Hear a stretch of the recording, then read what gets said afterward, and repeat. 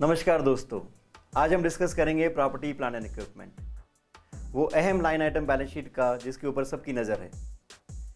अब property plant and equipment के सामने लिखा हुआ है 5,000 करोड़।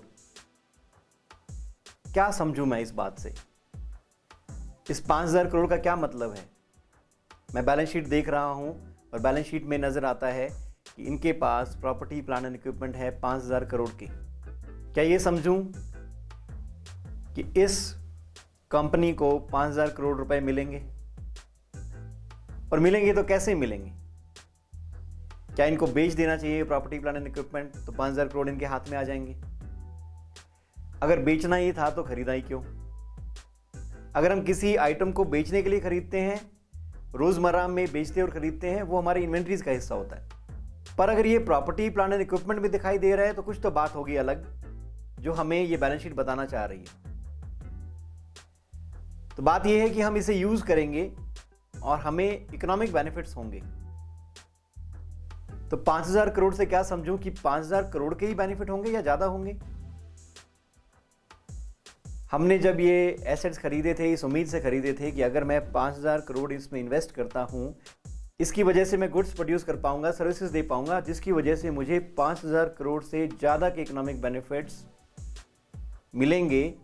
और वही जो ज़्यादा के इकोनॉमिक बेनिफिट्स मैं जनरेट करूंगा, वही मेरे रेवेन्यू आइटम्स बनेंगे। उस रेवेन्यू को जनरेट करने के लिए मुझे कुछ खर्च भी करना पड़ेगा, जिसके अंदर ये property plant and equipment consume होती है। और वो बड़ा खर्च जो मेरे पीएनएल में आता है वो आता है डिप्रिसिएशन का। मैं दुनिया को ये बताना चाहता हूँ कि ये प्रॉपर्टी प्लांट एंड इक्विपमेंट्स मैंने खरीदे, मैं इनको यूज़ कर रहा हूँ तो हर साल कुछ खर्च मुझे अपने पीएनएल में दिखाना पड़ता है। तो कितना होगा वो खर्च? इस प्रॉपर्टी प्लांट एंड इक्विपमेंट में पता लगा कि 500 करोड़ तो लैंड के हैं, बाकी 4500 करोड़ प्लांट एंड इक्विपमेंट के हैं। प्रॉपर्टी का मतलब यहां लैंड एंड बिल्डिंग से है। लैंड अकेला आइटम है टेंजिबल एसेट्स में जो डेप्रिशिएट नहीं होता है। क्या वजह है लैंड डेप्रिशिएट नहीं होता है? बहुत से लोग सोच रहे हैं कि लैंड हमेशा एप्रिशिएट होता है। कुछ लोगों के दिमाग में सही जवाब आता है कि लैंड वेयर एंड टेयर नहीं होता, लैंड की कोई डिफाइंड लाइफ नहीं है। हमें लगता है कि जब तक जिंदा है या जब तक धरती पे लोग जिंदा रहेंगे, जब तक बिजनेसेस चलते रहेंगे, धरती वैसी ही रहेगी जैसी है। सिर्फ एक माइनिंग लैंड एक एक्सेप्शन होता है जिसमें रिस्टोरेशन ऑफ लैंड का खर्च हमें वहन करना पड़ता है। और अगर हम रिस्टोर करके वापस उसे उसी जगह ले आते हैं जहां पे जैसा वो दिखता था वैसा दिखाई देता है, तो रिस्टोरेशन का खर्चा हमें डेप्रिशिएट करना होता है। आम जिंदगी में हर कोई तो माइनिंग नहीं करता है।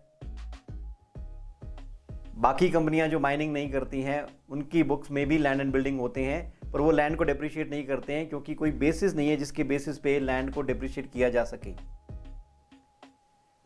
और जिनके दिमाग में ये आया था कि हम लैंड हमेशा एप्रिशिएट होता है, मैं आपको उन देशों का फ्री वीज़ा देता हूं जहां पे वॉर चल रहा है या जहां पे नेचुरल डिजास्टर्स ज़्यादा होते हैं, जहां पे लोग रहना नहीं चाहते हैं, मैं आपको फ्री में देने को तैयार हूं।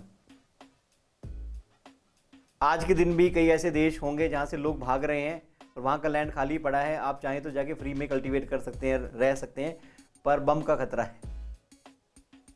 तो ये बात नहीं है कि लैंड हमेशा एप्रिशिएट होता है। लैंड की कीमत भी गिरती है अगर वहां पे अपॉर्चुनिटी नहीं है।